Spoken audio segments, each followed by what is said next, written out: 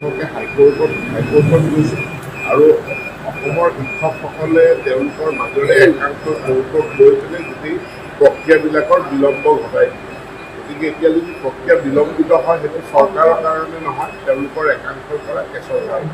চৰকাৰৰ স্থিতি ছাৰ পূৰ্বৰ দৰে আমাৰ স্থিতি অতি স্পষ্ট আছে। আমি তেওঁলোকক কৈছোঁ, অপশ্যন দিছোঁ। আৰু এটা অতি উল্লেখযোগ্য ঘটনা যে প্ৰায় 97-98% শিক্ষকে ইতিমধ্যে তেওঁলোকৰ অপশ্যনটো দিয়ে দিছে। অৰ্থাৎ 1-2% শিক্ষকেহে অসন্তুষ্ট।